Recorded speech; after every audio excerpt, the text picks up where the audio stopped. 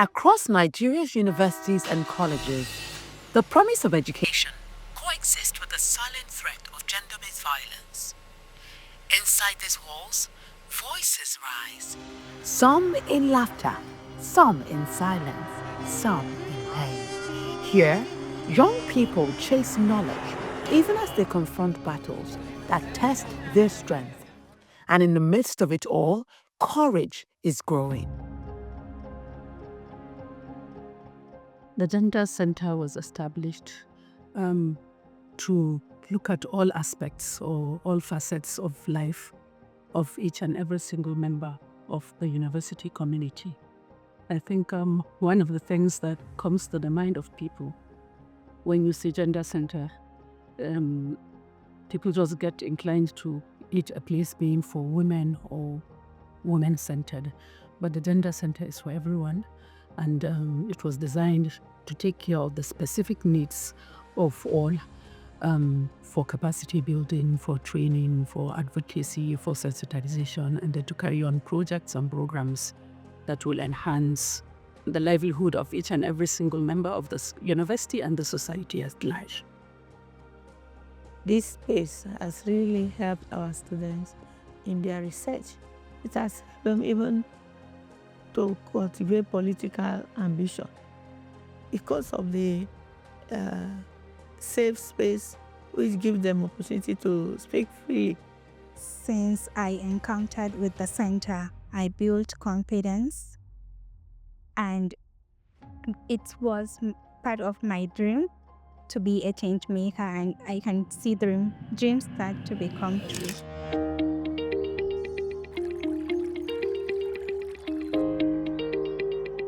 My first encounter with the Gender Center was at a training program to celebrate the International Day of the Girl Child.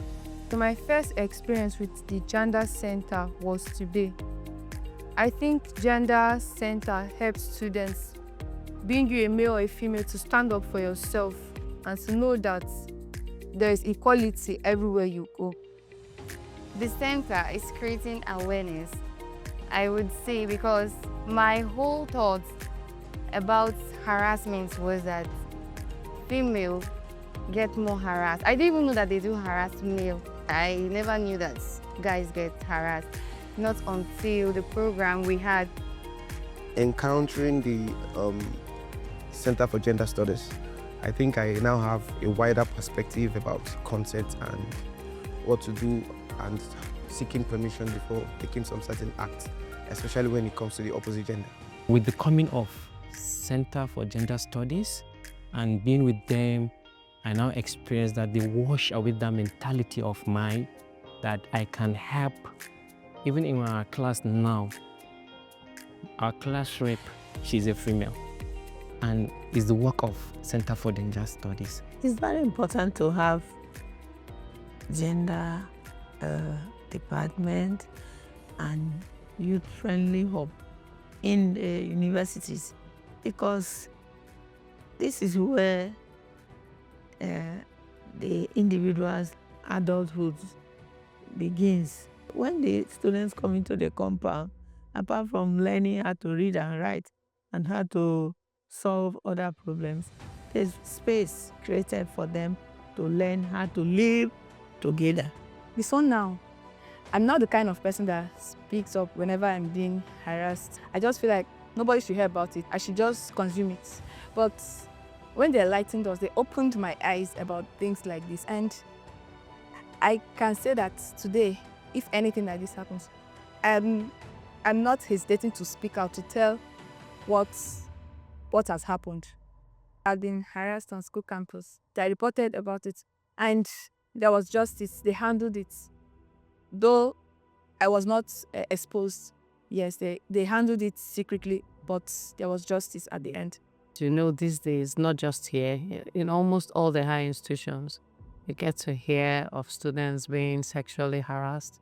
But this center has brought it to a minimum, because children, students, or even lecturers now know where to report, now know a number to call even without being identified. That's part of the most important things that people need when they are assured that their identity will be protected. This is what the center is doing presently for the university. Gender Center provides a safe space for students. They can feel free to walk in here and talk about their experiences. We've also had the benefit of having people who are empathic to students' course. So when they come, somebody gives them a listening ear. There was a day we finished, work had closed, but I had a meeting that was supposed to start by 5 p.m. and officially offices were closed by 5. So I got one of the young boys that work here to keep the center open because I needed the internet facility. So when I finished and now sat outside waiting for the young boy to come down, a girl ran up to me, was panting. And I said, "Where are you going?" She said, "I want to go to Gender Center. I want to report. I have a problem." I said, "I am here. What is your problem?"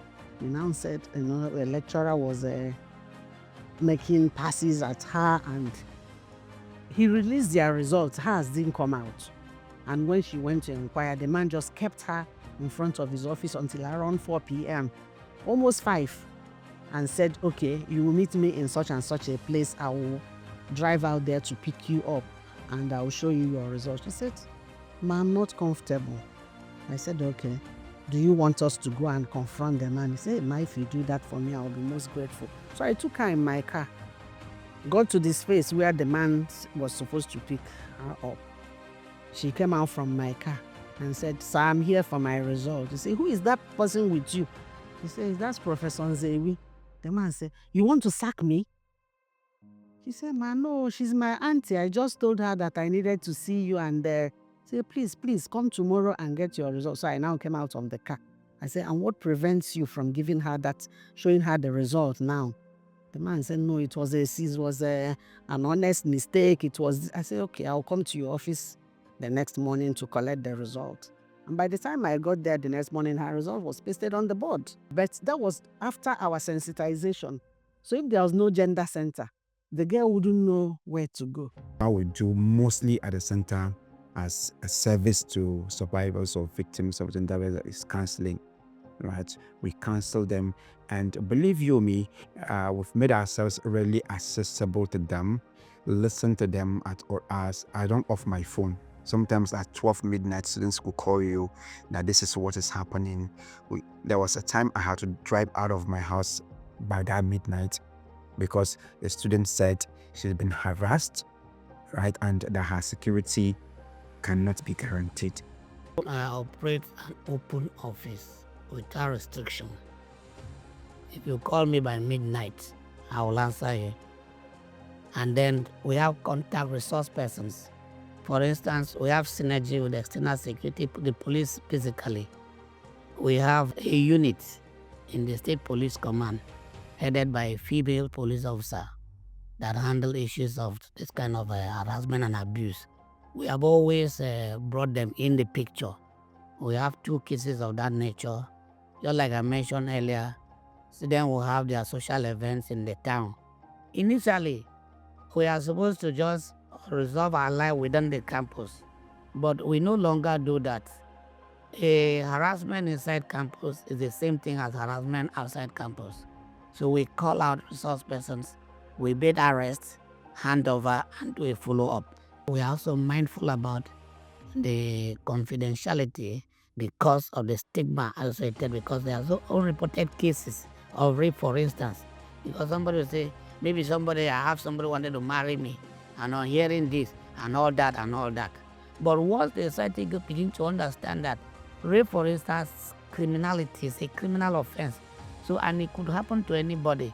We've had cases in the news where a 70-year-old woman, a 80-year-old woman, and a 2-year-old child. So you can imagine those kind of things. So whether it is in the campus or out of campus, we'll respond to it. You have students talking more and expressing their experiences to lecturers who they have some kind of confidence in it, and I think that's good. So somebody knows whatever is going on. You may not confront, but you're watching out for the students. We've had issues where students speak up. You've sent me to someone to supervise me. please, I don't want that person to supervise me. I think that's a step in the right direction. I don't want that student to supervise me. And sometimes this student is opening up to a male lecturer. I don't want that person to supervise me. Why? I've had to go and say, don't allow this person to supervise this person or change, because of what the student said or what we have watched, we've noticed and all of that. So we have many watchdogs. Some are male, some are female. Policies promise protection, but what is a promise without action?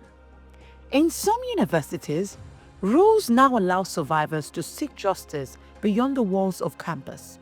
In others, policies sit untouched, words on paper with no power behind them. Progress depends not only on writing, but on will.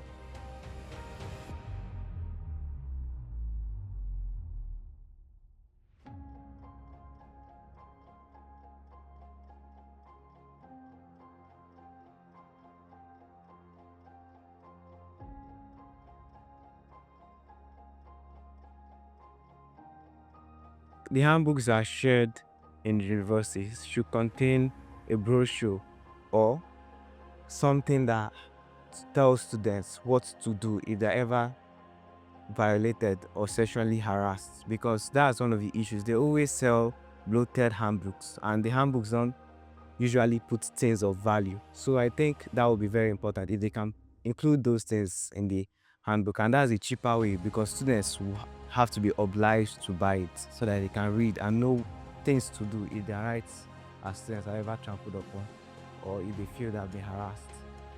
We need to include those with special needs. It needs to include those people with physically challenged, not neglecting them. Every system requires change, positive change and reforms. There's need for that at every time. So this university is not an exception. It's possible for the school to be deliberate about a balance in terms of not just recruitment but appointments as well. For instance, I know that there are some universities that there is a rotation about certain positions or responsibility. So if the female took it these 2 years, the next 2 years will be a man, and like that. Because you have a huge number of women both in the academic, the teaching section and the administrative. But you also see a lopsidedness in terms of, particularly when it's about appointment. So it's important to give that consideration as well. But the way and manner in which the norms, the underlying norms are very dominant, it gives the impression that something has to be deliberately done to ensure that somebody is not put at a disadvantage simply because of her gender type. So there's need to sustain the conscientization about the fact that people should be treated fairly, irrespective of their gender type. So a number of these things need to be done. There is indeed still a lot to do. It's not just having a policy on paper, and it is, can we really say that we ourselves have imbibed what we need to imbibe and talk to ourselves?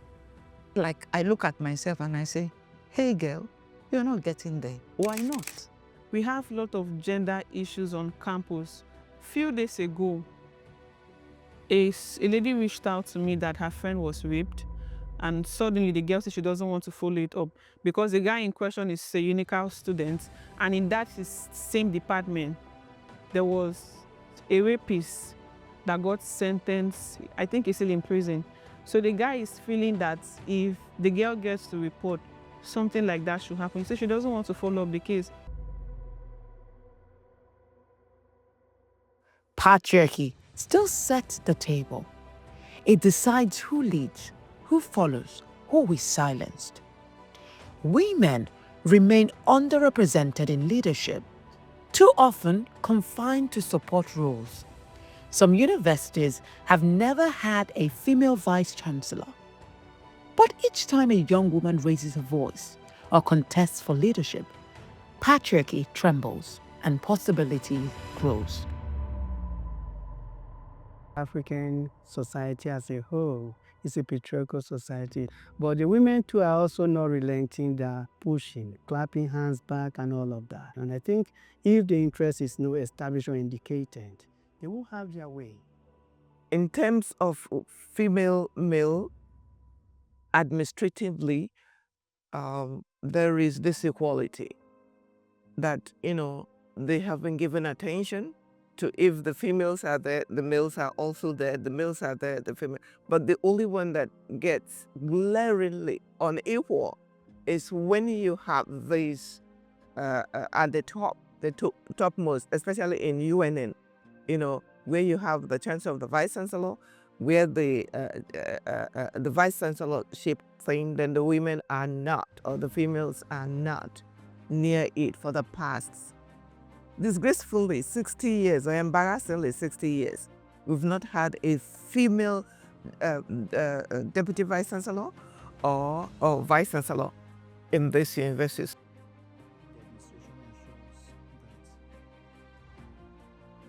Women are represented in every committee, almost if not 50-50, 60-40 or 30-70 ratio of women to men.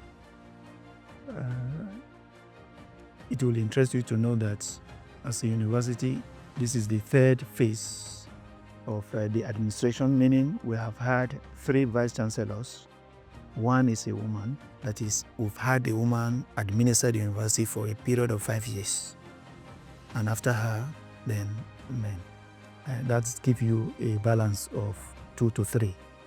And that is what is reflected in every sector of the university.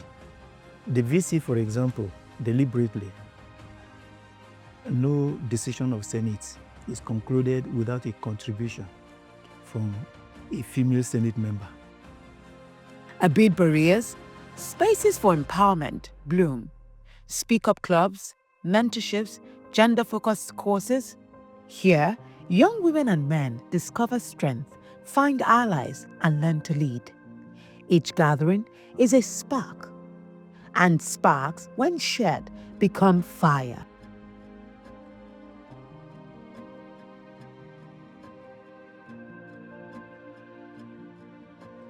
Change cannot end at the school gate. From town to town, Gender centers take their work into markets, schools, villages. They campaign with communities, partner with government, stand with young people. These bridges reminds us that justice in the classroom can inspire justice in the streets. If people don't know where they can get support from, then they will feel like they don't have help. So they can have students representative, even with the partnership that we're having, even from the campus square level, can have a representative that can spread awareness to communities, especially neighboring communities, talk about what gender-based violence is, how people can get support, refer them, give them hotline numbers that are available. So we've been engaging with the outside community, like I said earlier, by way of organizing workshops for secondary school students, secondary school teachers and principals, and even the locals who cannot speak English.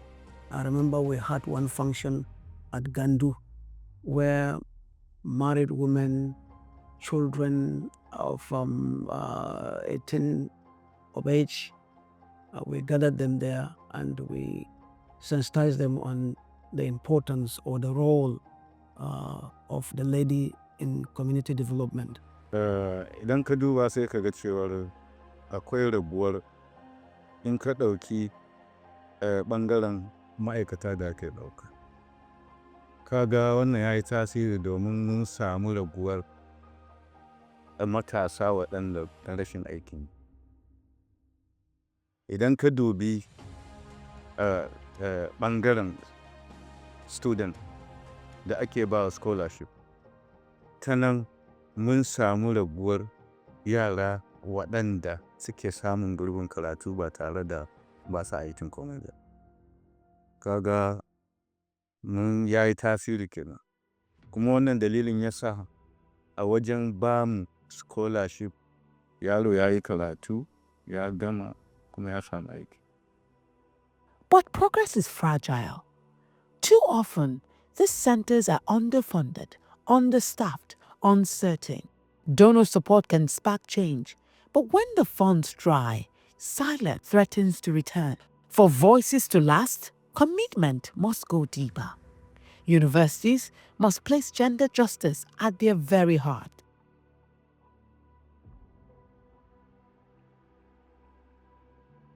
People take gender issues for granted. They believe it's okay. It is not an issue to look at. So awareness as to a culture of being gender sensitive